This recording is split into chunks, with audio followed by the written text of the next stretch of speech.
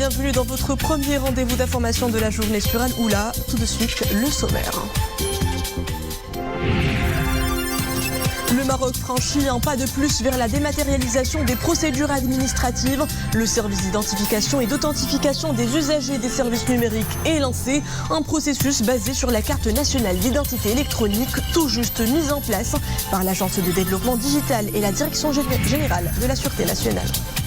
Al Hoceima se dote du premier plus grand centre d'appel. Un groupe français d'offshoring vient d'y démarrer son activité avec à la clé 200 postes d'emploi opérationnels et 200 autres postes à pourvoir, de quoi étoffer l'offre d'emploi dans la région.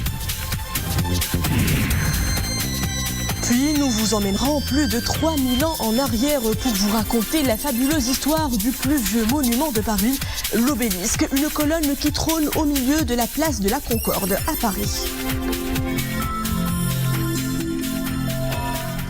Bonjour, le service d'identification et d'authentification des usagers des services numériques est désormais opérationnel. Il a été officiellement lancé hier à Rabat par l'Agence de développement digital en partenariat avec la Direction générale de la Sûreté nationale. Le dispositif sera basé sur la carte nationale d'identité électronique, un processus novateur de dématérialisation des procédures administratives dans le total respect des données à caractère personnel. Les précisions avec l'Arbin Hiri, Hamid Jibran et Nisrina Oustar. Dans un monde complètement transformé par la révolution numérique, le Maroc vient de faire un pas de géant. Le dispositif d'identification et d'authentification des usagers des services numériques est lancé. Ce nouvel écosystème digital permettra désormais de délivrer des prestations innovantes, efficaces et surtout ultra sécurisées. Et le moins que l'on puisse dire, c'est qu'il était vivement attendu. Les enjeux sont aussi grands que les objectifs.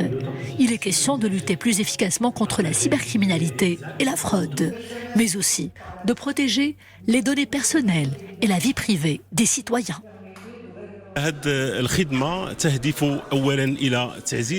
Ce service vise le renforcement de la confiance pour préparer l'environnement adéquat à un développement responsable du digital au Maroc.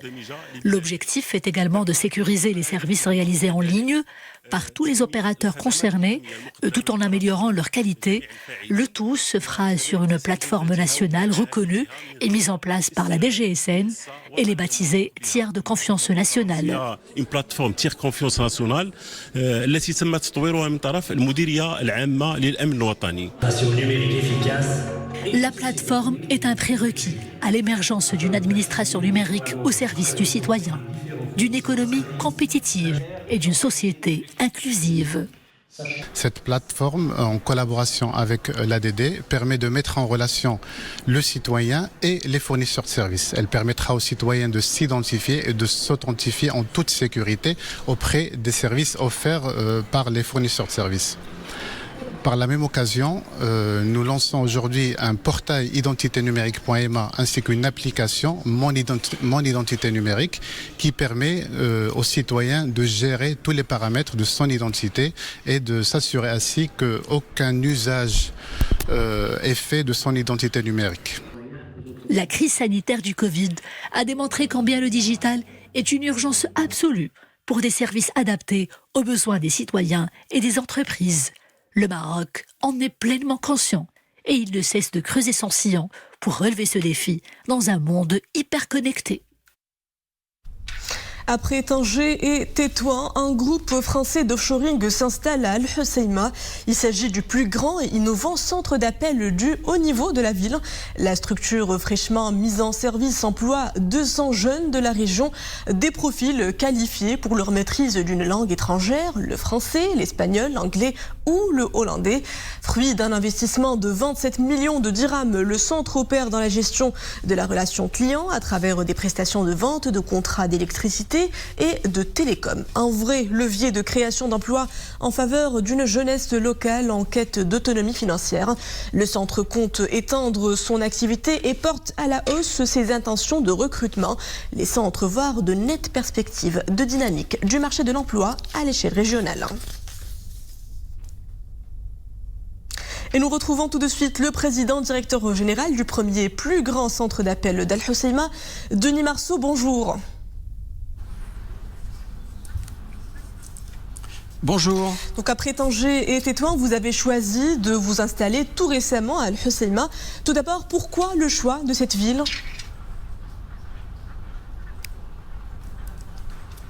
Alors déjà, je suis quelqu'un qui a cru profondément au potentiel du développement du nord du Maroc dans les métiers de l'offshoring. Donc comme vous l'avez dit dans les titres, ça a été d'abord Tanger, ensuite Tétouan et puis maintenant Al Hoceima, donc avec un investissement de 27 millions de dirhams sur la construction d'un bâtiment, un bâtiment absolument magnifique situé en plein centre de Al Hoceima et donc qui va recevoir 400 collaborateurs pour travailler sur les métiers du service client. Alors les atouts de Al Hoceima, c'est bien sûr le bassin d'emploi avec des ressources disponibles, multilingue. Et ensuite, quelque chose qui est très important dans notre métier, c'est la fidélité du collaborateur. On investit beaucoup dans la formation, donc nous mesurons le taux de turnover. Quand on rajoute à ça une région magnifique et ensuite un accompagnement des autorités et de monsieur le gouverneur et de ses équipes pour que notre installation se passe dans les meilleures conditions, voilà pourquoi nous sommes aujourd'hui sur Al Hoceima. Monsieur Denis Marceau, ce centre est une ouverture pour Al Hoceima sur plus d'une cinquantaine de sociétés œuvrant dans l'Union européenne. Comment comptez-vous développer cette activité dans l'avenir ?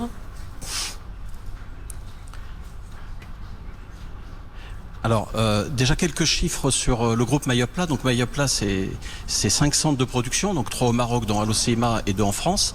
C'est 1200 collaborateurs avec une croissance de plus de 30% par an. Et c'est aussi une cinquantaine de clients et de marques françaises et européennes qui travaillent, pour lesquelles on travaille et pour lesquelles on va proposer des prestations de services clients. Donc, sur Al Hoceima, la spécificité sur les collaborateurs qui travaillent déjà sur le site, c'est de travailler sur du service client. Donc on travaille pour des marques, on répond à des problématiques de consommateurs en français, en espagnol, en anglais. On est sur 6 langues. Voilà. Et donc notre stratégie sur Al Hoceima, puisque aujourd'hui on a déjà des premiers résultats qui sont excellents, puisque les clients nous benchmarkent régulièrement, donc c'est de continuer sur cette stratégie multilingue vers l'Europe, mais aussi, pourquoi pas, de développer, de proposer notre expérience et notre savoir-faire à des marques marocaines en langue arabe et en amazigh. Vous venez justement de le mentionner, l'offshoring est une activité en pleine expansion au Maroc. Quels sont, à votre avis, les facteurs déterminants de cette expansion ?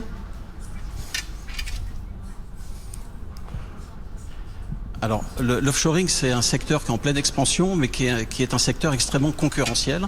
Comme vous le savez, donc le Maroc est un acteur qui s'est positionné très tôt sur les métiers de l'offshoring vers l'Europe et qui est maintenant concurrencé par les pays subsahariens ou de l'océan Indien.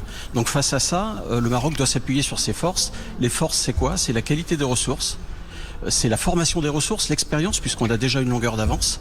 En s'appuyant sur tout ça, vous rajoutez la proximité géographique et culturelle qu'on a avec l'Europe et le Maroc a encore de beaux jours devant lui sur les métiers d'offshoring.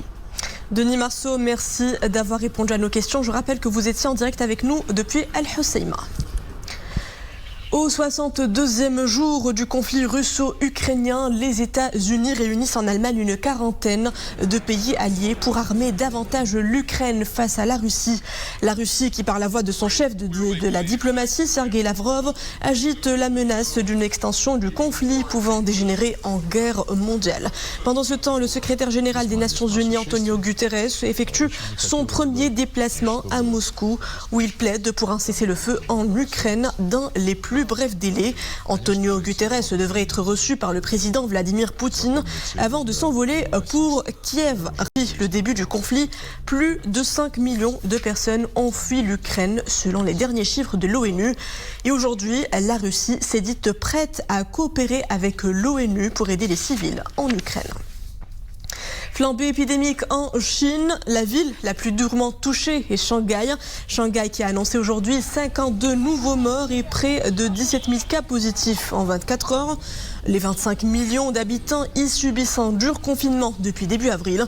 Une nouvelle campagne de dépistage massif est organisée par les autorités de Shanghai en dehors des zones de quarantaine. Une manière pour les virologues d'augmenter les chances de détecter précocement les cas asymptomatiques ou léger. Direction Paris où pour aller à la découverte de son plus vieux monument, l'obélisque de la fameuse place de la Concorde connaît une vaste opération de restauration, un coup de jeûne à l'emblématique colonne érigée tenez-vous bien, il y a plus de 3000 ans. Retour sur l'histoire du plus vieux monument de Paris avec nos envoyés spéciaux Mohamed Aït El-Chgari et Abdelali Gnouni. La colonne s'élève sur 22 mètres. Elle est coiffée d'une pyramide dorée vieille de plus de 3300 ans.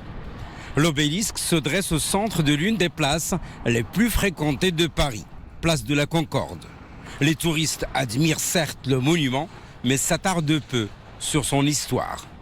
Je n'ai aucune idée sur ce monument.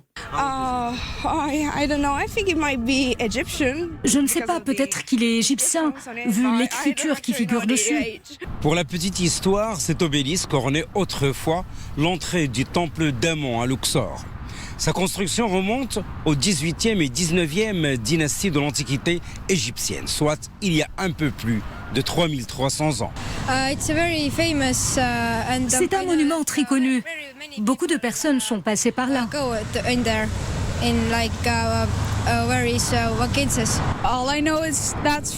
Je sais qu'il est d'origine égyptienne. Il a été peut-être volé.